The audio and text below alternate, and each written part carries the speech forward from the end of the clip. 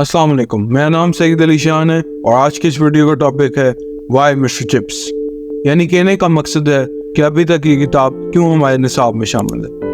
تقریباً ہر پڑھا لکھا پاکستانی اس کتاب کو اپنی زندگی میں پڑھ چکا ہے۔ پاکستان میں یہ کتاب تقریباً 60 سال سے پڑھائی جا رہی ہے۔ اس کتاب کا کوئی منفی پس منظر تو نہیں، پر سوال یہ پیدا ہوتا ہے کہ کیا ایک طالب علم کے کردار یا شخصیت پر اس کا کوئی مثبت اثر پڑ رہا ہے یا نہیں؟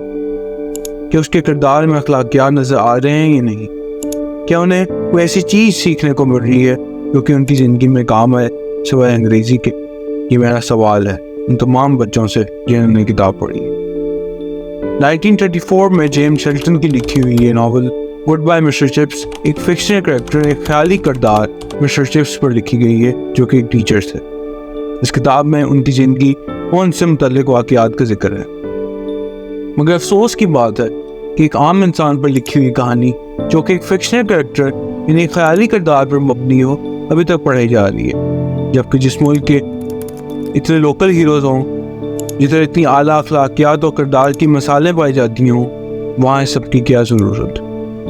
اس کے علاوہ ہماری اسلامی تاریخ اعلیٰ کردار، جرأت و بہادری، حسن سلوک، سائنسی ترقیات ہوں یا اعلیٰ سیاسی و عسکری قیادت ہو، ان تمام پہلوؤں اور شعبوں میں چاہے وہ صحابہ کی مثالیں ہوں یا پھر ان کے بعد آنے والے مسلمانوں کی، جن کو اللہ تعالیٰ نے اپنے اپنے وقت کا فرقان بنایا، موجود ہیں۔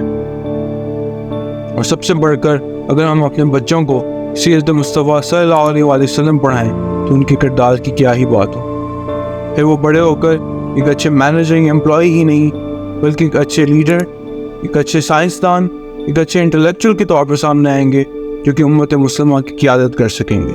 As a student, I proposed to my textbook boards a shift in class 11th and class 12 curriculum, advocating for the inclusion of Seerat Mustafa sallallahu alaihi wasallam, Biography of Prophet Muhammad sallallahu alaihi wasallam in the place of Mr. Chips. Moreover, studying the life of Prophet Muhammad sallallahu alaihi wasallam offers a unique lens and spiritual intellect through which students can explore ethical and moral principles. The exemplary conduct of Prophet Muhammad sallallahu alaihi wasallam provides a foundation for discussions on compassion, justice, and the importance of community, fostering a sense of responsibility and empathy among our students. میری یہ درخواست ہے اپنے نصابی text book board سے کہ آپ اس کتاب گڈ بائی مسٹر چپس کو گڈ بائی کہنے کا وقت آن پہنچ جائے۔ ہمیں اپنی نوجوان نسل کو اسی نظریے پر واپس آنا ہوگا جو کہ نظریہ پاکستان تھا، جس کی بنیاد لا الہ الا اللہ محمد رسول اللہ تھی۔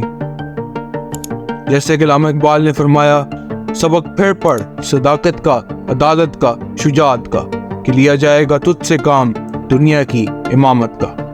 پاکستان زندہ باد۔